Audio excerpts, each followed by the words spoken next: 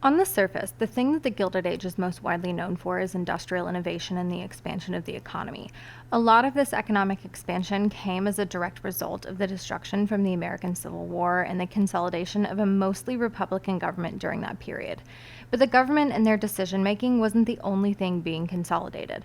By 1890, much of the country's wealth had consolidated in the hands of the very, very few. The wealthiest 1% of the upper class people owned 51% of the property. Even combining them with the upper middle class for a total of about 12% of families, they owned 86% of the wealth. Meanwhile, the bottom 44% of families owned just over 1% of all property. And so the innovations that came out of this time period both served to expand the economy in ways that provided tangible improvements for people's way of living, but also led to an increase in the gap between the very wealthy and everyone else. Innovations in business also led to new ways of thinking about both the relationships between manufacturers and their workers, as well as the role of the government in the working of business and business relationships. Many white Americans believed in the idea, consciously or not, of the Puritan work ethic, or the concept that good people, Christian people, work hard and spend their money frugally. This also ties seamlessly into the ideas of American rugged individualism, because then when people do succeed, usually white men at the expense of others, it reinforces this idea that they worked hard and others somehow didn't.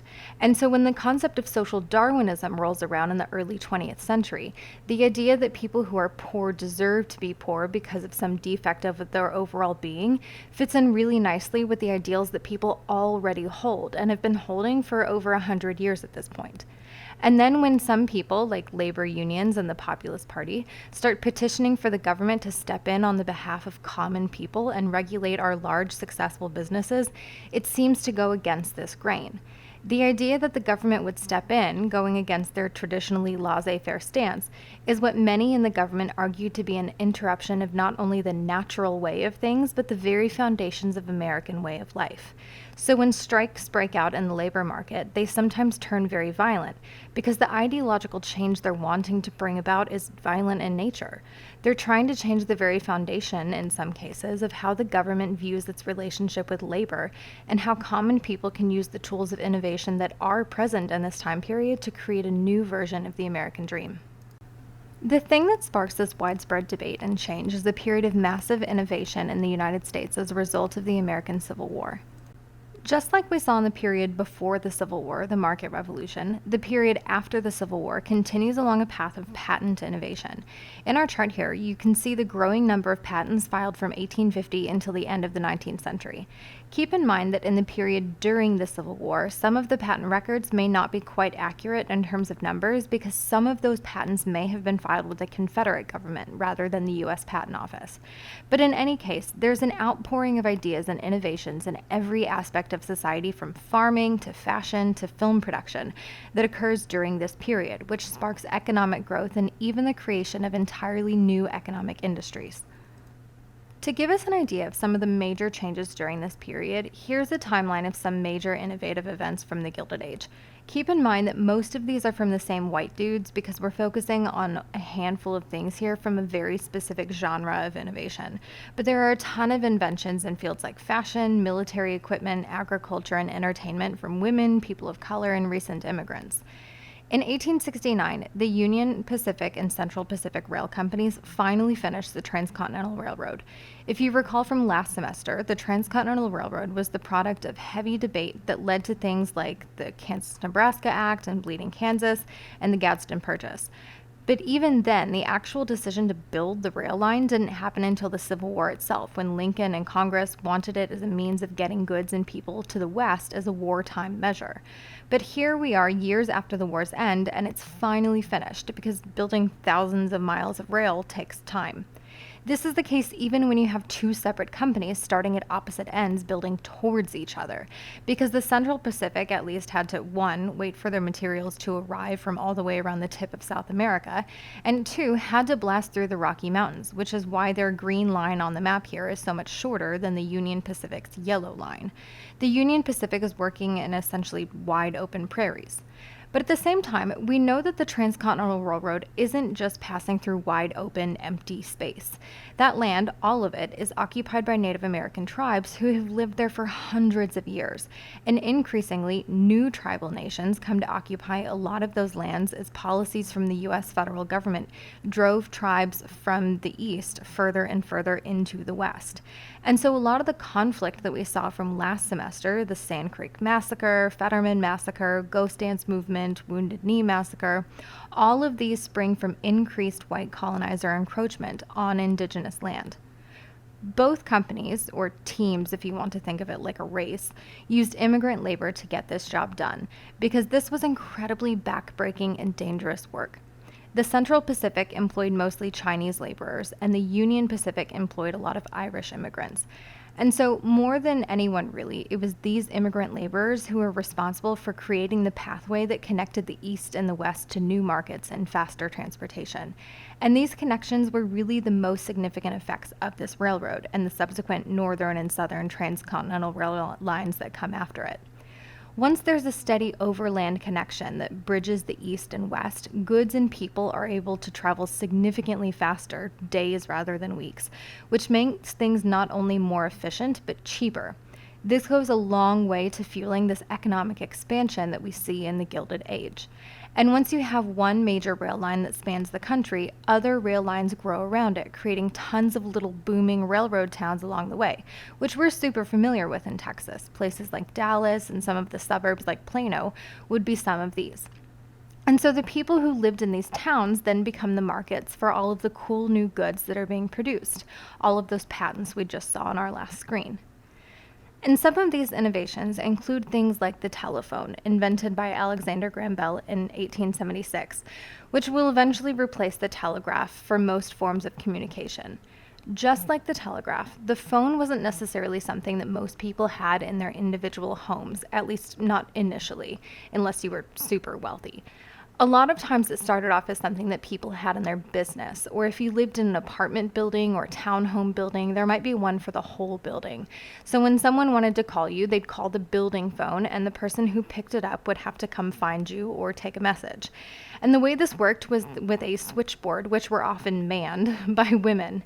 So you would pick up the transceiver, the part that you talk into, on your end, and the operator would be on the other side, and you would tell her that you would like to call someone at 142 Main Street. And then they literally take the wire out of the connection on the board and connect your phone line to the one on 142 Main Street to connect you. And it would ring on that end. And if the 12 people happened to live there, someone would pick it up and you'd tell them who you needed to speak to. And this was considered really a pretty respectable job for women because, one, it paid pretty nicely, and two, the understanding was that it took a woman with a pretty nice sounding voice to do this job. But again, having a telephone in your individual house wasn't really something people did until later because they were expensive to install. People did tend to own things like phonographs, though, which were invented by Thomas Edison the following year for recording and playing music. So if you were terrible at piano, or let's be real, too busy to learn, no worries. You can still listen to music in your house. Think of it as essentially an early version of a record player, but instead of playing music on a disc, it's usually a cylinder of sorts. This was really important because it brought popular music, usually recorded from live performances, to normal people. You didn't have to be super wealthy to enjoy the arts anymore, meaning you didn't have to have money to attend an orchestra or piano lessons. You could just purchase a recording of it for a whole lot less and listen to it at home. But really the most revolutionary of our innovations at the turn of the century was electricity. The various instruments that were used to harness and showcase electrical power.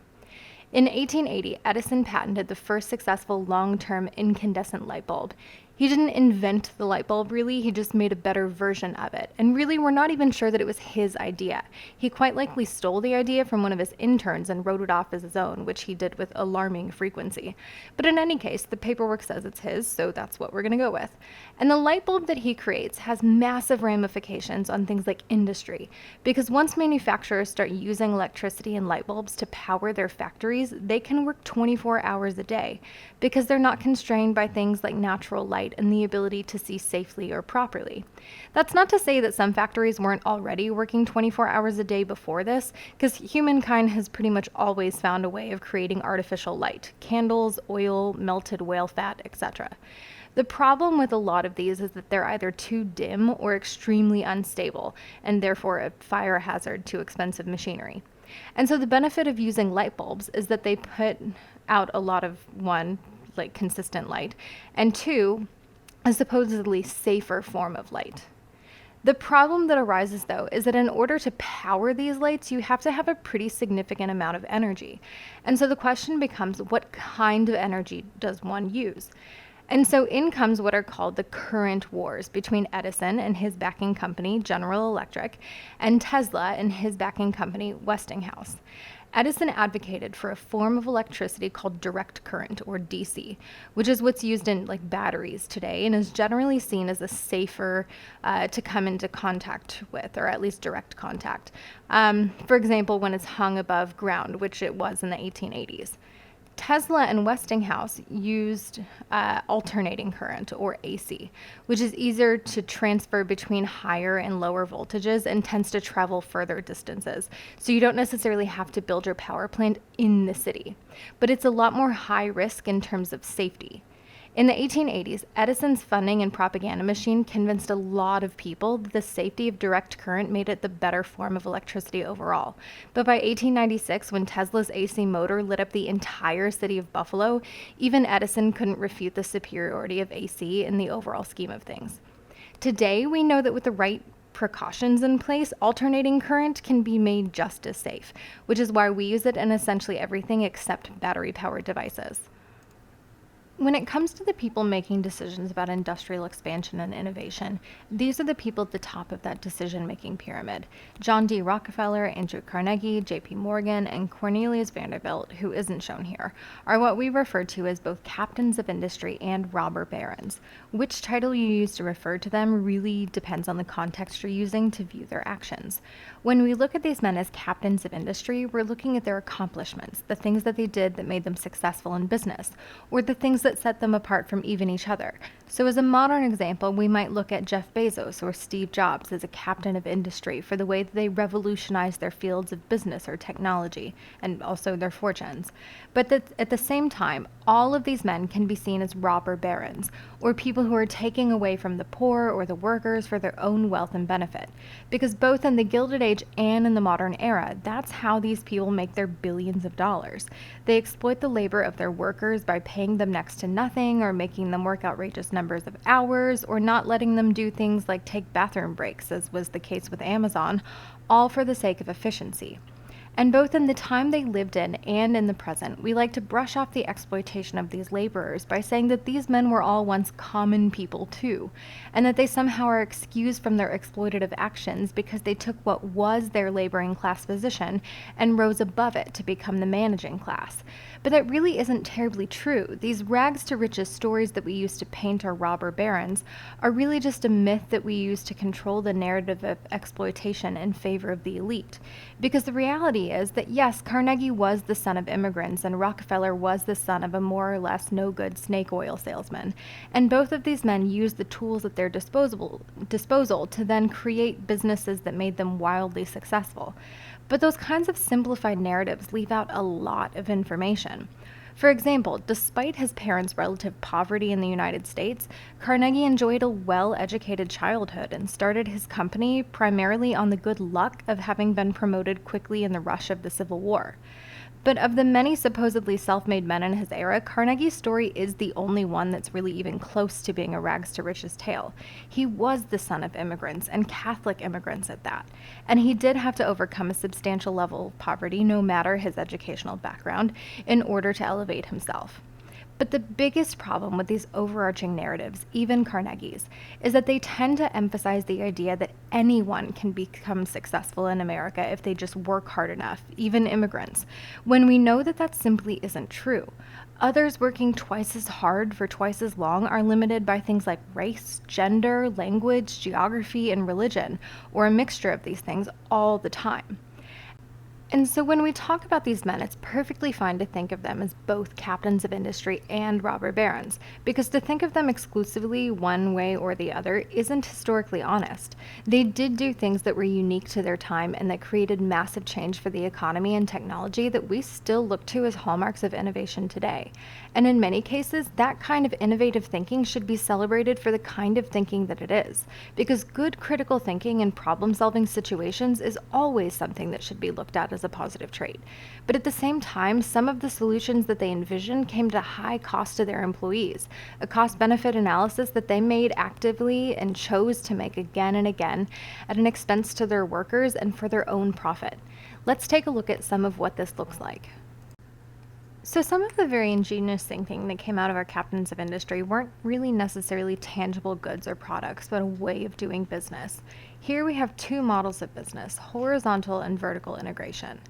In a horizontally integrated business, which we see here on the right, a business buys out essentially all of their competition. So think of it like if the clothing store American Eagle wanted to get a monopoly on teen to young adult clothing, they'd buy out Hollister and H&M and Forever 21 and everything else that looks even remotely like them. That way, they're the only game in town and they can set all of the prices and cut out competition. This is what John D. Rockefeller did with Standard Oil. He bought out every other oil refinery. For the most part, these are illegal today because it's like a standard monopoly. In a vertically integrated business, like we see on the left, businesses cut costs dramatically by buying out every step of their business practice. This is what Andrew Carnegie did with Carnegie, later U.S. Steel. So if his goal is to produce steel, he's going to buy the land that the metal ore comes from, he's going to purchase the mine, buy the railroad that ships the goods to the processing center, own the processing center, and own all of the storage where things are kept until it can be sold. And by owning every step of the process, he doesn't have to waste time or energy or money on middlemen and contracts to ship or store his goods. He also doesn't have to negotiate contracts with labor through other companies. Everything in his company is run directly by him. He makes all the rules. He's in complete control of everything. An example of this today, because this is not illegal, would be Brahms, the fast food chain. They own the farms where their dairy and presumably cheeseburgers come from, the trucks they ship it in, and the stores where things are sold. And because they own every step in the process, they can assure things like quality control the entire way. These were really genius ways of doing business at the time because they were new ways of consolidating businesses that hadn't been done really that way before.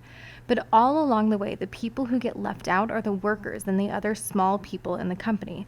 Because while our captains of industry are raking in huge profits, they're not sharing that down the line. And so one of the things that happens is other successful businesses rush to start investing their money in businesses like these, which is how men like JP Morgan made their money. He was a banker who made millions by investing in the mergers or pulling together of businesses. So like when small oil refineries would join up with Rockefeller's Standard Oil, they'd need someone to handle the financials of that. And JP Morgan's bank did that sort of thing. And since he knew that all of these deals were happening, he'd let people in on it and they'd invest and he'd make money off of that too. So here we see him as the Pied Piper leading all of these investors down the road to investment, which if you remember from the children's story actually leads these people to their death. But as we can see from this cartoon in the magazine Puck, while our captains of industry might see themselves as doing a great job of being innovative and making a ton of money, the people doing all of the actual work are the laborers who get no real benefit from this. So our laborers see them as robber barons because while they're up there making and raking in money, which is this cartoon fills up their money bag bodies, the laborers have to carry all of that weight. The workers are the ones who have to fill all of the jobs when the bosses decide that they want to consolidate and speed up production. When a small oil refinery decides to merge with Standard Oil, it's the workers who now have to learn to deal with Standard Oil's production values while the bosses sit in their office with a hefty paycheck. And every time the bosses come up with a new and innovative way of doing things that makes jobs faster or more efficient, that steals workers' jobs but doesn't provide them with any compensation for that. Or it makes them work twice as fast without any way of making their jobs safer in the process. So the workers see their bosses as robber barons because they're barons of wealth who are robbing them of money, health, and time with their families.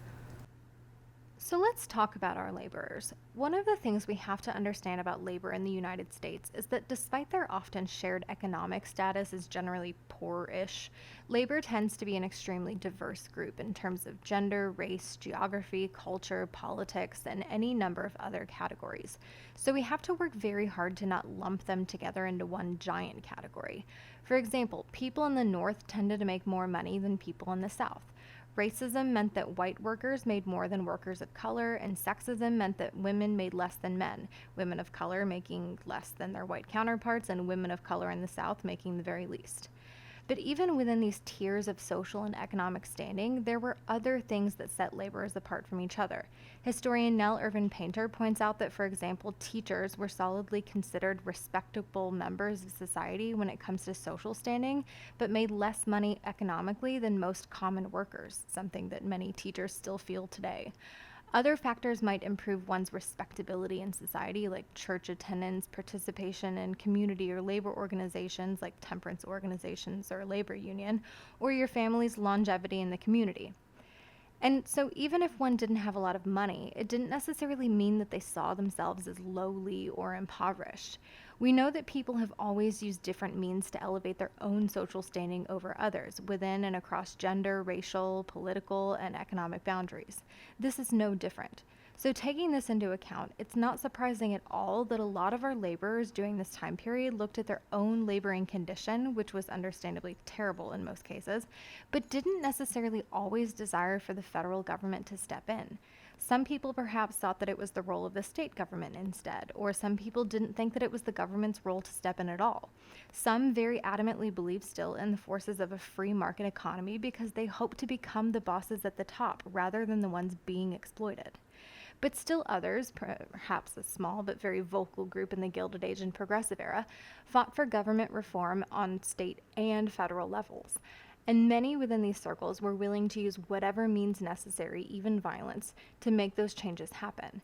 And just like we've seen in modern times, the violence used by laborers was heavily criticized by wealthy and powerful elites, many of them political elites, because the reforms that they sought, civil service reform, police reform, equitable labor reform, including gender and race, challenged the very practices that kept those elites in power. Those petitioning adamantly for better work conditions tended to focus on about four major issues. First was the reduction of the workday to 8 hours, which is more or less the standard of what we have today, at least on paper. Second was the establishment of a Bureau of Labor Statistics. This might seem like an odd thing to request, but one of the things we see in almost all calls for progressive reform is that in order to fix a problem, you have to first name that problem. And so the deal here is that if there isn't some kind of data to tell lawmakers exactly what the problem is, they won't have an informed way of knowing exactly what needs fixing. This is actually an incredibly responsible thing to be asking for and to be prioritizing as part of a platform, because it's helpful for both labor unions or laborers and the lawmakers they're trying to win over. It's a call for data-based decision making and will give credence to the claims that laborers have been making for years and will help lawmakers know how to best and most efficiently allocate their resources. The only real problem with this is that hiring statisticians is expensive, and doing statistics is time consuming and requires both employers and employees to be forthcoming and honest about the working conditions and their part in what's going on. And for all kinds of reasons, both sides might not necessarily be honest in every single case. But the idea here is that generally good statistics collected by a third party, the federal government, taking into account perhaps some variance, is better than literally no statistics, or statistics only provided by the employers themselves. The third issue was the development of consumers and producers cooperatives. These are essentially voluntary organizations of consumers and producers of goods where they come together at their own leisure to help each other with things like marketing, transportation, storage, etc. It essentially reduces the cost of doing business for everyone by making their jobs more efficient. Consumer cooperatives are the same thing, but for retail operators rather than the people producing the goods to be sold. The final issue is actually a bit complicated: opposition to convict and contract work. On the surface, this sounds like a great thing. Opposing things like convict lease contracts and convict labor is actually a great civil rights advocacy issue for African Americans, particularly in the South during this period, since we know that convict leasing is essentially a form of re-enslavement. But one of the groups hard hit by this kind of thinking was actually Chinese laborers, who historian Nell Irvin Painter explains in her book Standing at Armageddon, were actually used as a means of preventing unions.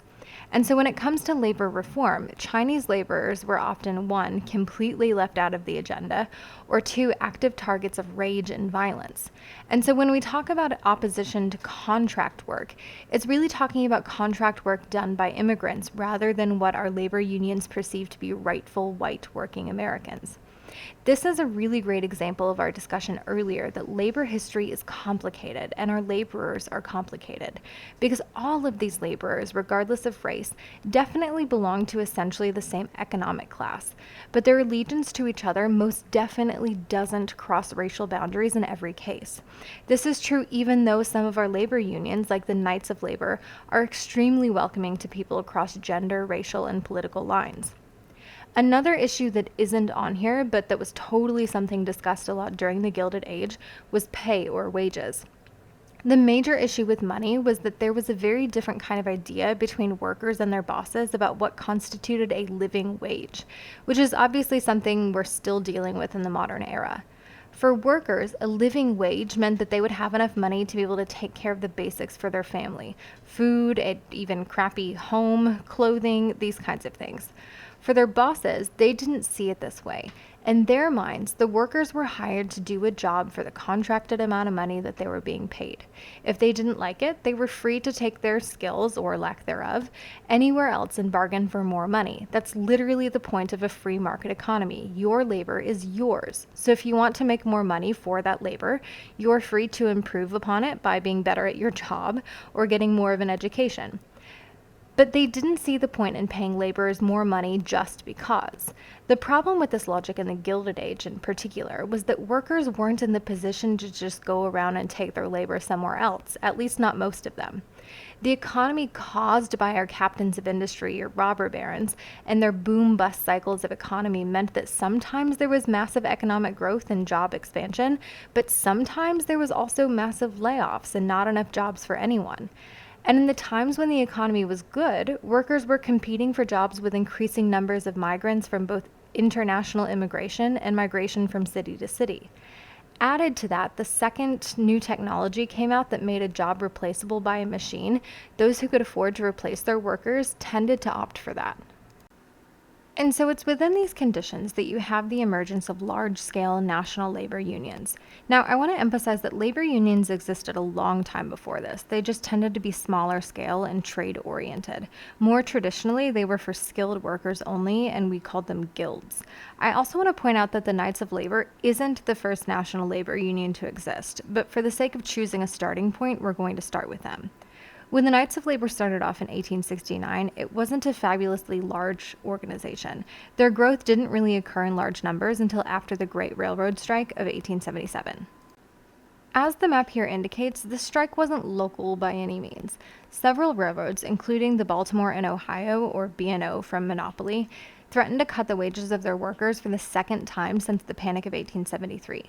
And like we've said before, many workers saw it as the employer's job to provide at least a livable wage, and now see the second wage cut as cutting into their ability to provide a living for themselves and their families.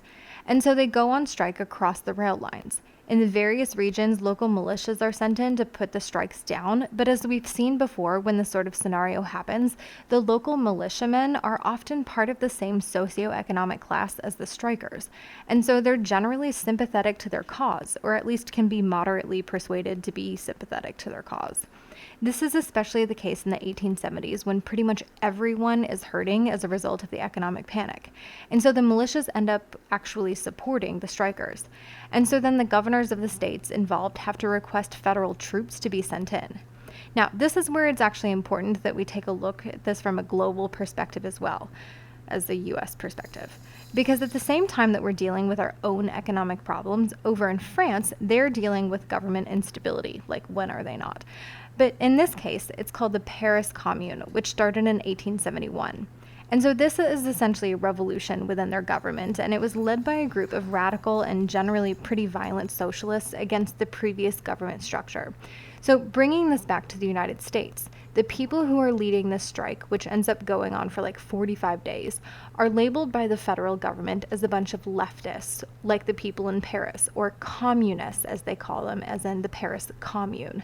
But this really is meant as a tactic to inspire hatred and fear, because the vast majority of people involved in the strike were really just normal people or dudes who happened to belong to unions that rich people wanted to label as having more subversive motives so that they could use additional force. And ultimately, these events lead to the creation of the National Guard Association of the United States in 1878, which is a separate entity from the actual National Guard, but was made so that wealthy and middle-class people could use their wealth to lobby legislators about where and how to use the National Guardsmen against labor demonstrators, and later against civil rights demonstrators. And even though the Great Railroad Strike was largely unsuccessful in terms of gaining the tangible benefits the workers sought, it did prove the power of labor organizing, and that with better organizing efforts, more might be possible. And so, as we said before, a lot of the Knights of Labor membership really picked up after this railroad strike. In the 1880s, membership went from just over 28,000 in 1880 to just over 100,000 in 1884 to about 729,000 in 1886. And one of the really drawing factors was that their organization was open to pretty much everyone. It didn't matter if you were a man, woman, black, or white. And their platform reflected this diversity. In addition to demanding pretty normal things like an 8-hour workday, an end to child labor, and safer working conditions, the Knights of Labor also wanted men and women to be paid the exact same wage for the same work. Probably the biggest problem with the Knights of Labor was that there was a disconnect between the desires of workers and the leadership of the organization, specifically Terence Powderly. Powderly was really more of a guy of an older tradition who wanted workers to be part of a business relationship that was more cooperative, where they weren't seen as lower ends of a labor spectrum, but as equal shares in a working relationship who would essentially own part of the profits of the business, like the owners of the company. This was a throwback to essentially really early style cottage industry work where the people working together in an industry might be doing different parts of a common task, but in the end they'd all share the profits that came from manufacturing of that good. But not all of the people in the Knights of Labor necessarily see this vision as a reality. They're more short-term thinkers, which isn't meant as an insult. It just means that they have immediate problems that require immediate solutions. And so when things are bad, they want to go on strike to demand better conditions. Powderly doesn't necessarily say no to striking, but he doesn't really see it as a particularly productive thing either. In his mind, the workers who want to strike don't seem to understand that petty tit-for-tat arguments about individual needs every few years aren't the end game. Completely revolutionizing the relationship between labor and their bosses into this more cooperative, profit-sharing model is the end game. And in this model, the workers would be the bosses, at least in part. So he doesn't necessarily want to stoke a whole bunch of hostility and us versus them mentality here. This changes a bit with the Haymarket Square riot in 1886. There's actually a whole backstory to this event that's a bit complicated, and if you're interested in labor history or this time period, you're welcome to read about it in historian James Green's book, Death in the Haymarket. But essentially what's happening here is that the workers at McCormick's Harvesting Machine Company were on strike, and over the course of this strike, the Chicago police had been beating up strikers. And so there's a protest rally to protest these beatings, which left at least one striker dead, and more generally to continue supporting the strike.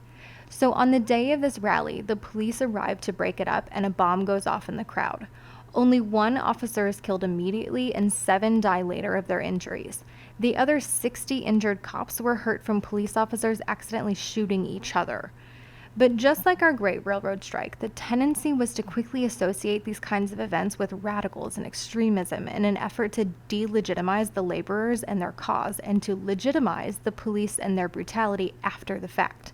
So 8 supposed radicals are brought to trial. Some of them were actual radicals, it's worth pointing out. And all of them are found guilty and 7 are sentenced to death. All of this despite the fact that testimony given in court showed that at least 6 of them weren't even in the Haymarket Square when the bomb was thrown, and the other 2 were very clearly within range of view on the elevated speaker's platform. A lot of times it's sort of lazily described that the Haymarket Square riot happened and then the Knights of Labor disappeared because of the scandal, but that's not really how this worked. In the same year, the American Federation of Labor was formed and led by Samuel Gompers. The AFL had a much different perspective on the labor fight. For starters, unlike the Knights of Labor, who accepted all workers, the AFL only catered to skilled workers, people who had a particular trade skill. The fact that the AFL did this wasn't so much unique as it was unique that the Knights of Labor catered to unskilled labor, though. The problem with a union filled with unskilled laborers is that there are practically endless supplies of them, so they're easy to replace.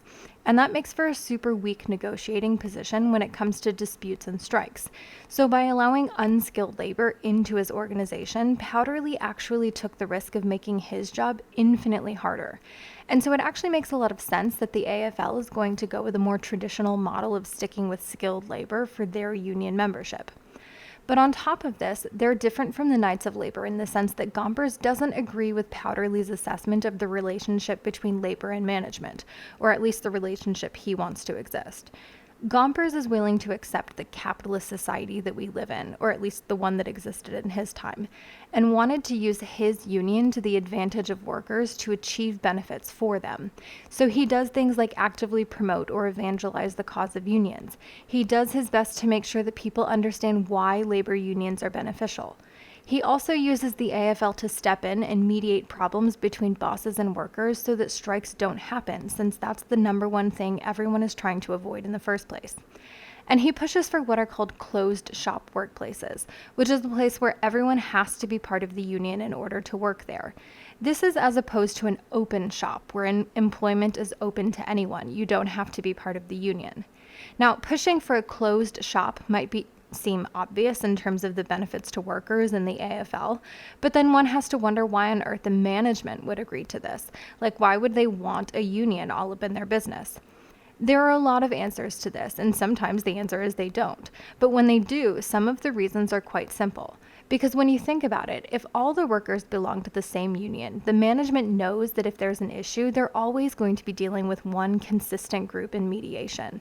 That union should also, in theory, be doing something to keep the workers in line, because workers can't just get up one day and decide to strike out of nowhere. When you belong to the union, there are policies and procedures you have to follow in labor disputes.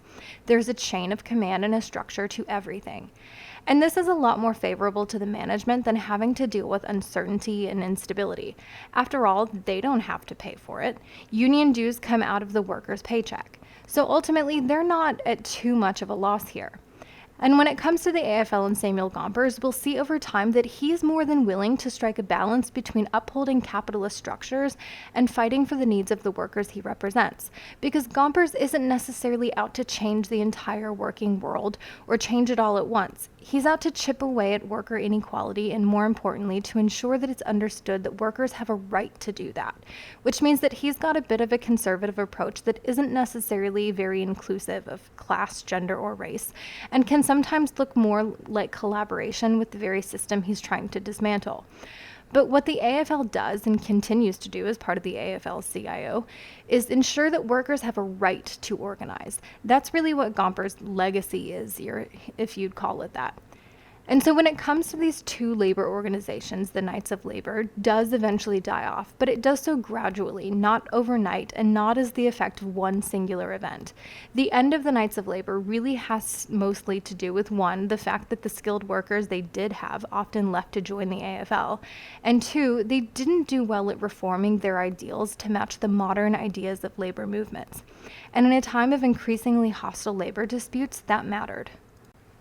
In the year just before the Panic of 1893, one of Carnegie's steel plants went on strike. This particular strike really had nothing to do with economic downturn, but everything to do with the management style of Carnegie and his plant manager, Henry Frick. Up until this point, Carnegie and Frick had been breaking up unions that they'd made agreements with over the course of the last several decades across their many steel plants.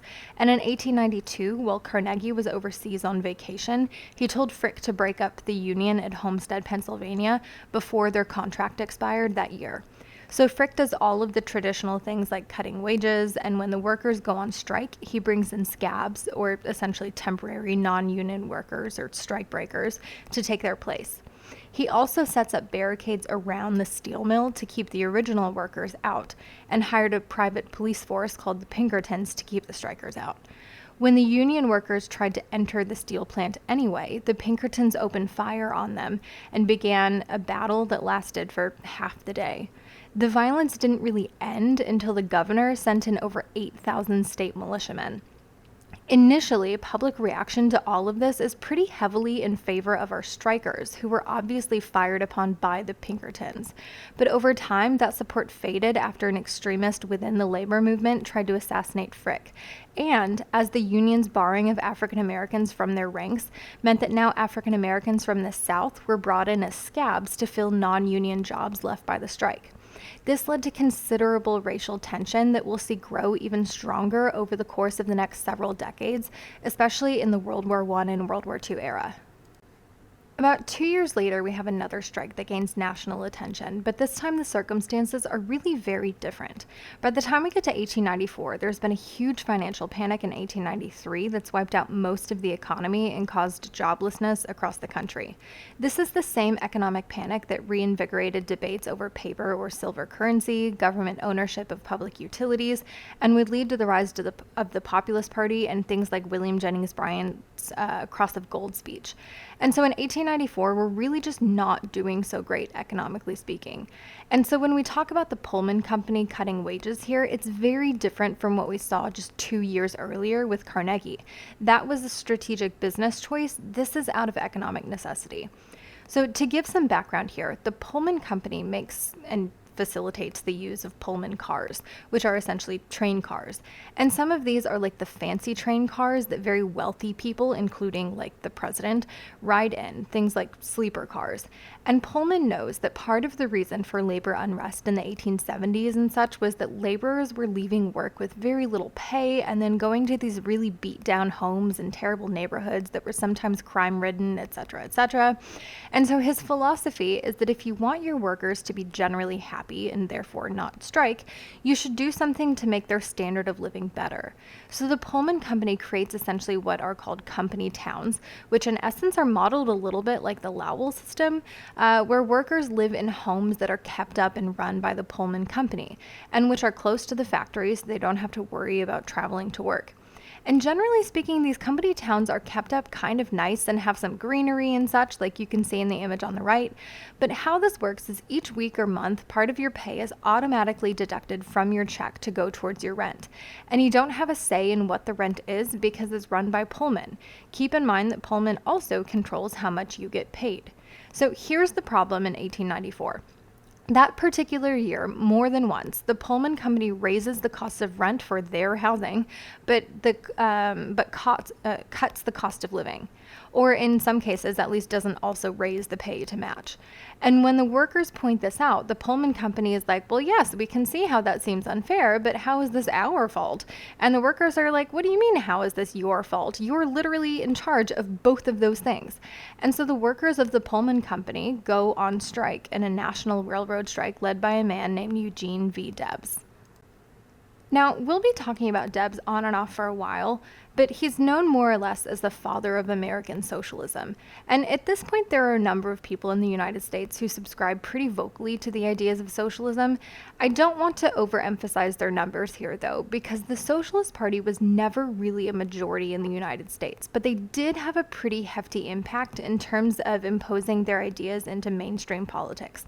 So, for example, American socialists believed that the current political practices in the United States back then were extremely corrupt in a way that was oppressive to American workers and the lower socioeconomic classes. This is kind of like old school socialism 101.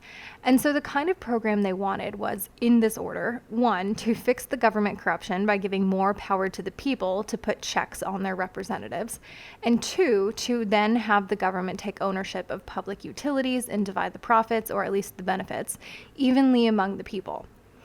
In a more radical form of socialism, which many believed wasn't really going to work in the United States, the government would own all industries outright and divide all the profits evenly. But many socialists, like many labor leaders in general, saw a balance between capitalists and democratic institutions and realistic goals of their party.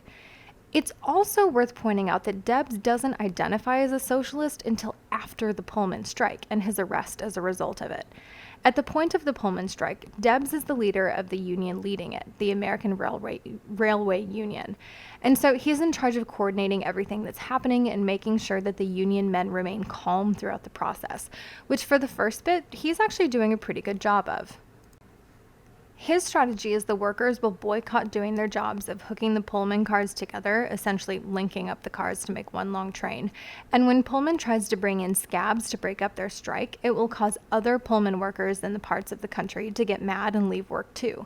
This is a solid strategy up until when President Cleveland decides to bring up some train cars with mail on them, because it's actually a federal crime to prevent mail from being delivered. And so now if Pullman workers either 1, refuse to do their job of hooking up the train cars, or 2, prevent scabs from coming in to do the job instead, they're actually breaking federal law. So Cleveland brings in federal troops to make sure that this gets done, which Debs actually doesn't have a problem with because he wants his strike to be above board. But because part of this process, which included a federal injunction, meant that Debs is cut off from communicating with the various union branches, he's not able to send out telegraphs and telegrams telling everyone to remain calm and giving them instructions anymore. So things turn very bad very fast. Workers in the crowd turn against the federal troops and state militia and start burning train cars, which you can see in the photo on the left. In Chicago alone, there were over 14,000 law enforcement officers of various backgrounds, and even they couldn't contain the violence, some of which was caused by the general public taking advantage of the situation and not by the strikers. But by the time the Pullman Company was able to get things back running again, the public's opinion of labor unions took a deep downward turn.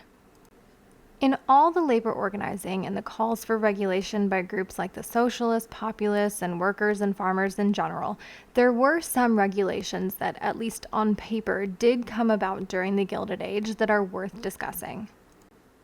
In the South and West, one of the primary concerns for farmers was railroads.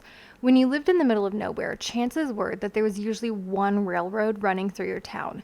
This means that when you need to send your goods off to market, you've got pretty much one option, and you have to pay the prices that your one option asks, which can be really unfair. Because if you live in the East, there are sometimes tons of options, like sending goods by road, by canal, by railroad, etc. And so one of the things that organizations like the Grange and later the Populists call for is the regulation of railroads. And where this conversation starts off initially is the Supreme Court. So in the court case Munn versus Illinois in 1877, the Supreme Court decided that states are allowed to control railroads and railroad rates within their own borders. So because states have the authority to regulate businesses within their own boundaries, Texas can set rates and regulations within their state, Louisiana can do the same, so can New Mexico, and so on and so forth.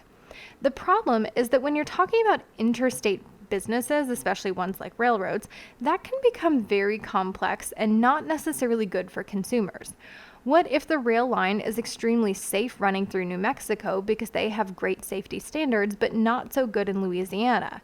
What does that mean for farmers who want to ship their goods on that rail line?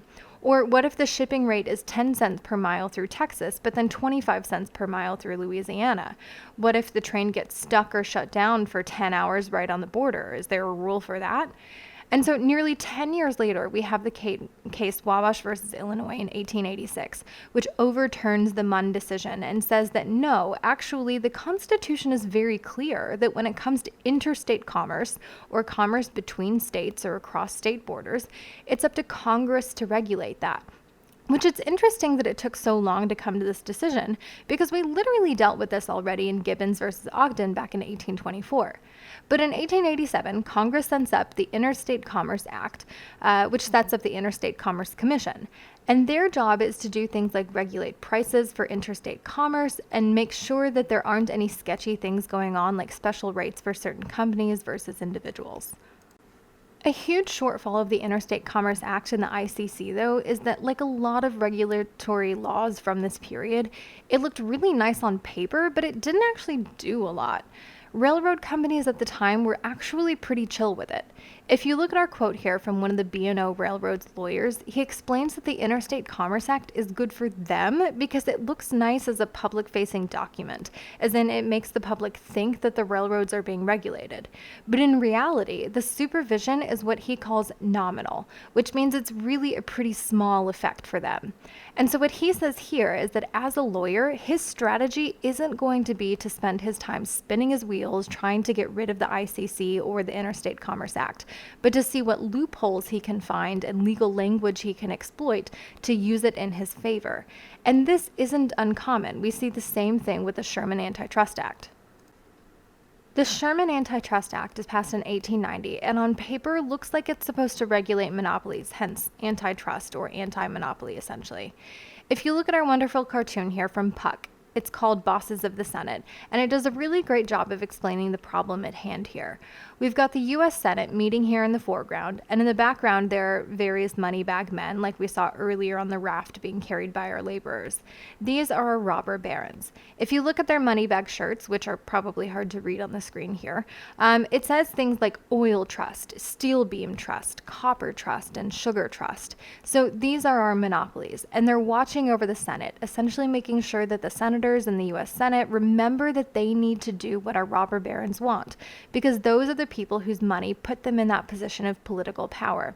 And so the message here is pretty clear that these monopolies, these trusts need to be regulated so that they can't have that kind of power over our political institutions. And also that the people in the Senate need to be responsible to the people, not to businesses, which will be a whole other thing later. On paper, when the Sherman Antitrust Act is passed, just like the Interstate Commerce Act, it looks really great. But in practice, it's actually not used against monopolies at all. It's really only ever used against labor unions. In fact, this is the law that's used to put Eugene Debs in jail for the Pullman strike in 1894. The reason it isn't effective against monopolies is because all the power to enforce it is stripped away by the courts. The best example of this is the Supreme Court case U.S. versus E.C. Nightco in 1895. This had to do with sugar refineries, and as you can see from our excerpt from the decision here, what the court is saying is that acquiring refineries in the way that they were doing it, horizontal integration, isn't within the definition of interstate commerce, so Congress doesn't have the authority to regulate it. So again, a law that looks nice on paper but doesn't do at all what it was intended.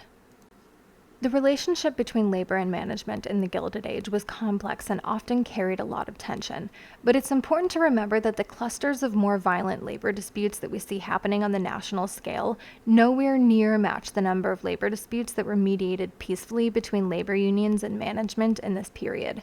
And it was partially the ability to work out these issues swiftly that led to the economic expansion during this period. Although in praising the growth of labor unions and the collaborative frameworks that they established in resolving conflict, we can't forget the voices of women, immigrants, and communities of color who were often left out of these discussions, many of whom would be left out for nearly a century still.